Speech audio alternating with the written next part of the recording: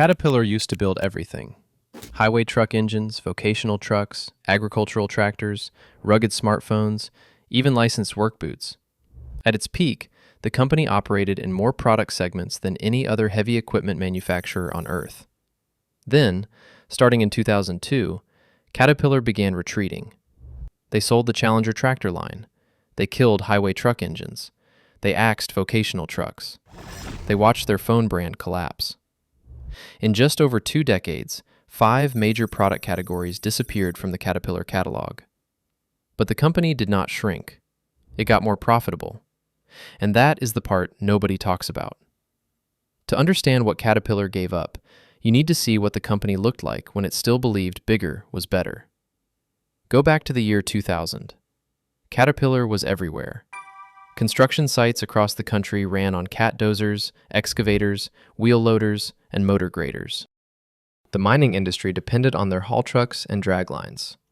Oil and gas operators ran cat generators for remote power. The United States military relied on cat diesel engines in multiple vehicle platforms. Marine vessels used cat power on oceans around the world. And Solar Turbines, a Caterpillar division based in San Diego, was quietly producing industrial gas turbines for pipelines and offshore platforms. But Caterpillar wanted more than heavy iron. In the agricultural sector, the company had created the Challenger tractor line back in 1986. The original Challenger 65 was the first rubber-belted farm tractor on the market. It was a genuine innovation. Farmers in the Midwest ran those tracked machines across soft ground where wheeled tractors would sink. Caterpillar pushed hard into agricultural equipment, and for about 15 years, the Challenger line had a real presence in American farming. Then there was the on-highway business. Caterpillar had been building truck engines since the mid-1970s. The 3400 series became legendary. Peterbilt and Freightliner trucks powered by Cat diesels were rolling across every interstate in America. By the late 1990s, roughly 1.6 million Cat highway engines were on the road in North America alone. That is not a rounding error. That was market dominance. In 2011, Caterpillar launched the CT660 vocational truck, a Class 8 machine built in partnership with Navistar. They followed it with the CT680 and the CT681. For the first time, you could walk into a Cat dealer and drive away in a truck with the Caterpillar name on the hood, not just under it. And beyond iron entirely, there were the Cat phones. Starting in 2012, a British company called Bullet Group held the worldwide license to manufacture rugged smartphones under the Caterpillar brand. These were tough devices, marketed to construction workers, miners, and anyone who needed a phone that could survive a 10-foot drop onto concrete. They sold in more than 75 countries. The Cat S62 even had a built-in thermal imaging camera made by FLIR. If you worked outdoors, a Cat phone made sense. So around 2012 or 2013, if you listed everything Caterpillar touched, the catalog was staggering. Construction machines, mining equipment, power generation, marine engines, industrial gas turbines, agricultural tractors, highway truck engines, vocational trucks, locomotives, rugged smartphones, licensed footwear and apparel. No other heavy equipment manufacturer on Earth had a product portfolio that wide.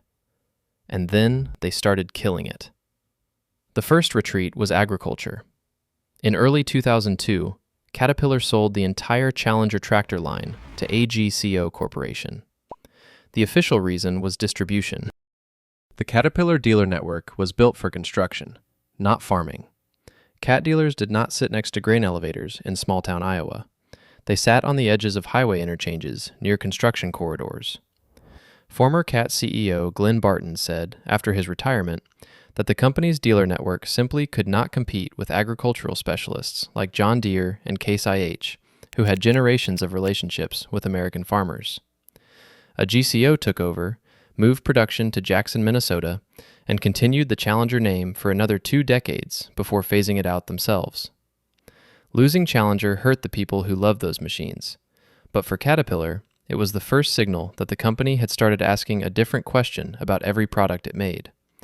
Not, can we build this, but Does this generate recurring revenue through our dealer network after the sale? Agricultural tractors did not pass that test. A farmer buys a tractor, services it at the local co-op or in his own barn, and runs it for 20 years. The Caterpillar dealer sees that machine once at the point of sale and maybe never again. There is no service contract, there is no mandatory parts pipeline, there is no recurring revenue, just a one-time hardware sale and a handshake. The next retreat was bigger. In June of 2008, Caterpillar announced it would not build engines to meet the Environmental Protection Agency's 2010 emission standards for on-highway applications. The trucking industry was stunned. Cat had been one of the dominant players in heavy-duty truck power for decades. But meeting the new standards required installing diesel particulate filters and selective catalytic reduction systems, and Caterpillar decided the investment was not worth the return. The company made its last on-highway truck engine, the C15 SDP, and walked away. The public explanation was emissions compliance costs. And that was partly true. Caterpillar's A-Cert technology, which they had used to meet the 2007 standards, could not scale to meet the 2010 requirements without major aftertreatment systems. But the financial logic underneath was the same pattern as agriculture. A highway truck engine is a hardware sale. The trucker buys the engine, drives it for 1 million miles, and gets it rebuilt at an independent shop or a competitor's service center. Caterpillar's dealer network was not positioned on truck stops along Interstate 40. It was positioned on job sites. The recurring service revenue from highway engines was thin compared to the revenue from a D10 dozer or a 990 excavator that comes back to the Cat dealer every 500 hours for scheduled maintenance. When Cat exited highway engines, Cummins became the last independent heavy-duty engine maker in North America. And Cat's 1.6 million installed engines? The company promised to support them for life. But support and profit are not the same word. Then came the vocational trucks. Less than 5 years after launching the CT660, Caterpillar killed the entire on-highway truck line in February of 2016. The timing was almost absurd.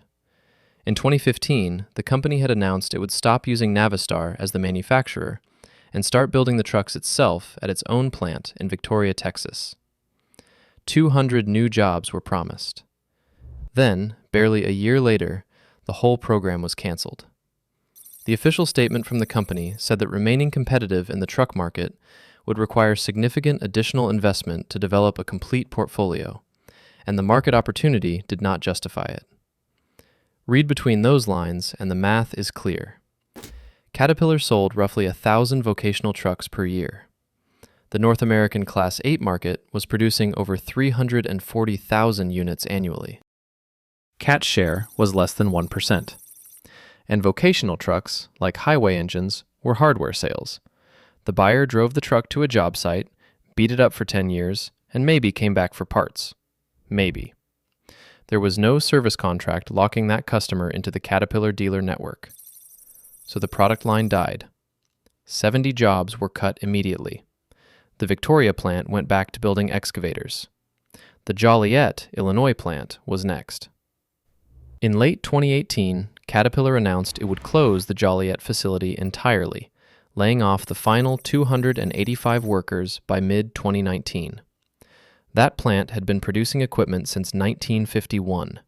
Nearly 7,000 people had worked there across almost 70 years of continuous production.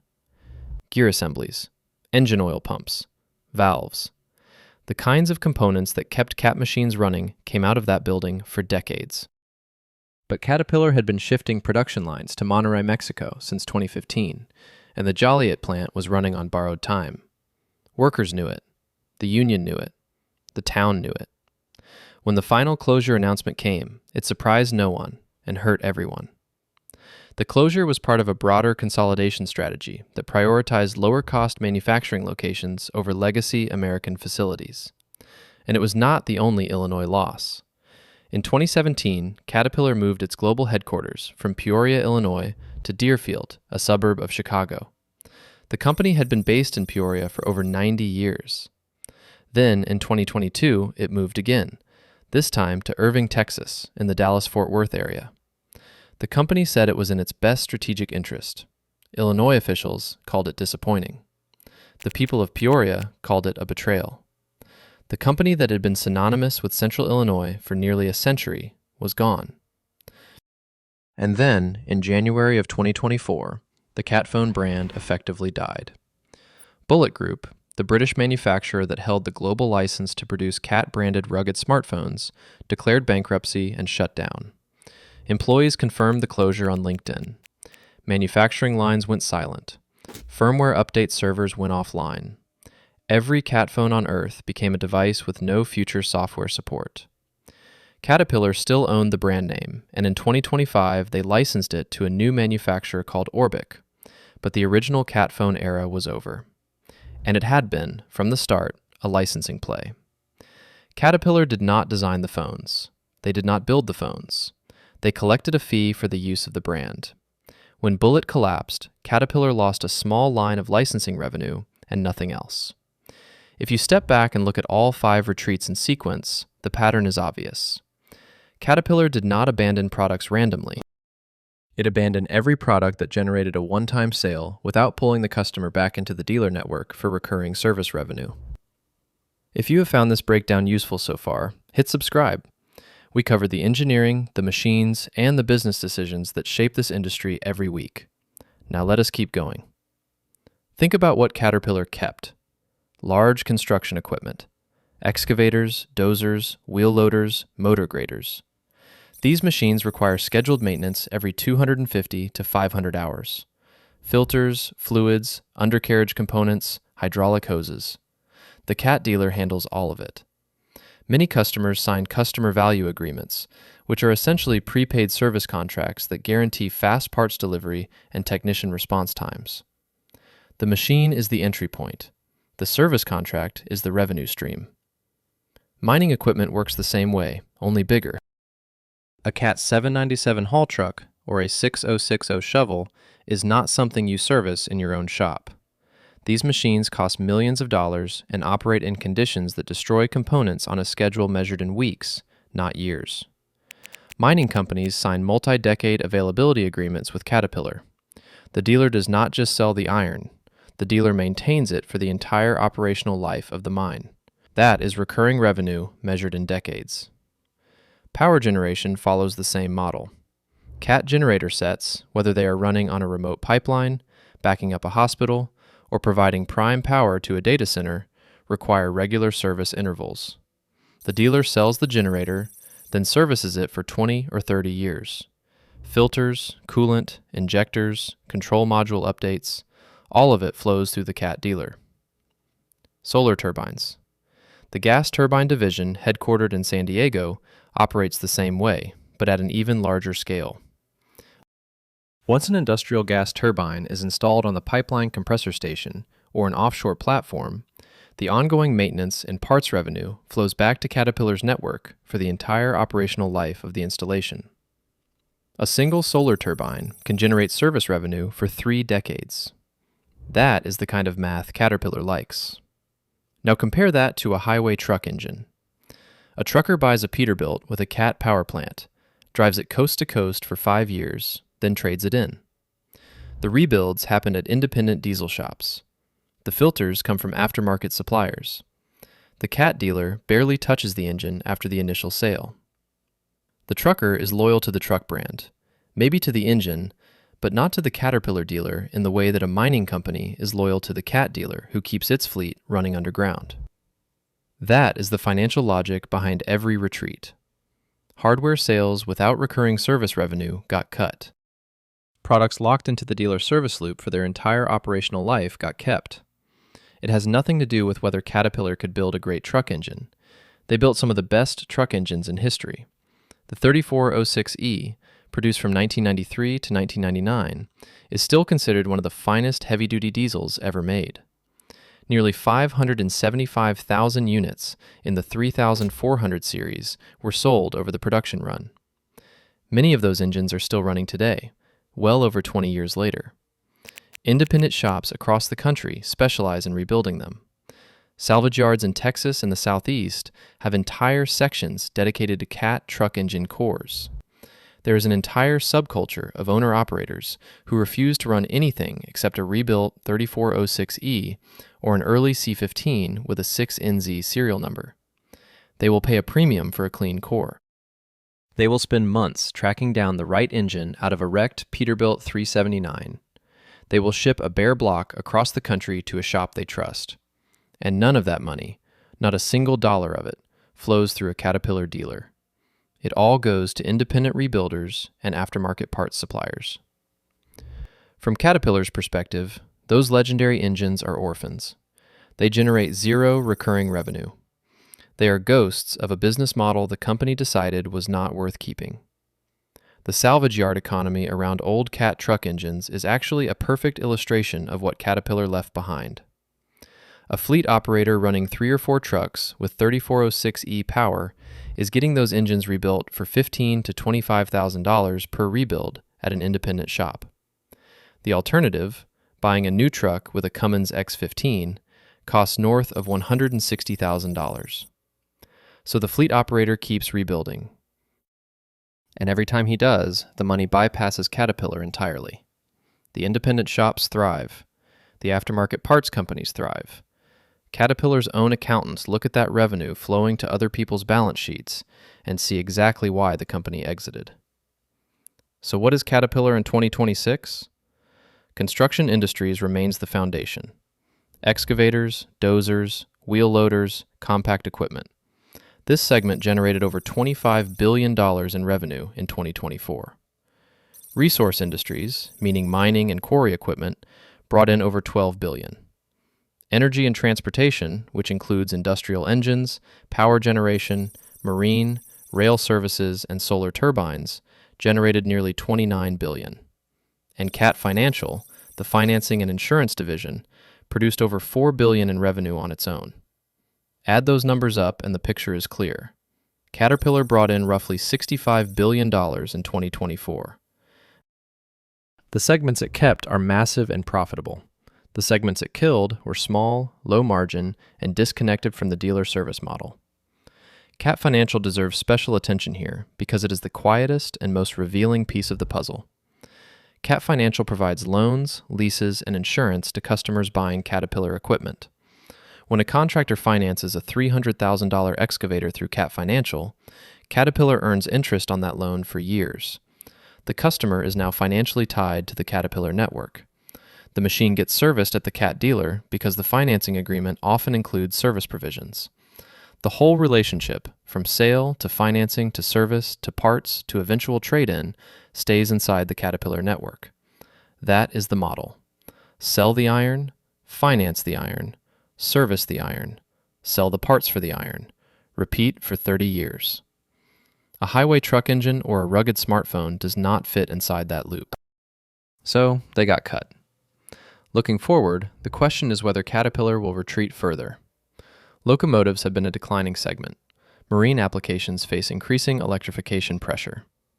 Some analysts have speculated that Caterpillar will eventually narrow even further, focusing almost exclusively on construction, mining, and power generation, the 3 pillars that generate the highest dealer network service revenue per dollar of equipment sold. The company has also been investing heavily in autonomous operation technology for mining trucks and construction dozers. Cat Command remote control is now available on more than 70 machine models. In mining, fully autonomous haul trucks have been running in Australia and South America for years, moving ore around the clock without a human in the cab. Autonomy does not reduce the need for service. If anything, it increases it, because autonomous machines run more hours per day than human-operated ones. A conventional haul truck might run 18 hours a day with operator shift changes. An autonomous truck runs 22 or 23. More hours mean more wear. More wear means more parts. More parts mean more recurring revenue. The math always comes back to the same place. There is a philosophical question buried in all of this that matters to anyone who works around heavy iron. Is Caterpillar still a manufacturing company, or has it become a financial services company that happens to paint things yellow? The answer depends on where you sit. If you are a mining engineer in Nevada running a fleet of Cat 793 haul trucks, Caterpillar is still absolutely a manufacturer. The iron is real. The engineering is real. The machines move dirt every single day. But if you are a trucker who grew up running cat power, or a farmer who loved the Challenger tracked tractors, or a construction worker who carried a Cat S62 phone in his vest pocket, the Caterpillar you knew has gotten smaller. The products you trusted are gone, and the reasons they disappeared had nothing to do with whether they were good. They were excellent. They just did not generate the kind of revenue that Wall Street rewards. Caterpillar did not kill half its lineup because those products failed. It killed them because they succeeded in the wrong way. They sold well, they earned loyalty, they built reputations, but they did not pull customers back into the dealer network month after month, year after year, for service contracts and parts orders and financing renewals. And in the math that drives a $65 billion corporation, loyalty without recurring revenue is just nostalgia. The iron from Illinois still stands. The yellow machines still dominate job sites and mine pits from Alaska to Australia. But the empire is leaner now, and every product that remains exists because it passed a test that has nothing to do with engineering and everything to do with accounting. Caterpillar builds what keeps the meter running. Everything else, no matter how legendary, gets quietly shown the door. If this is the kind of breakdown you come here for, hit subscribe. We are covering the machines, the companies, and the decisions that shape the heavy equipment industry. More coming next week.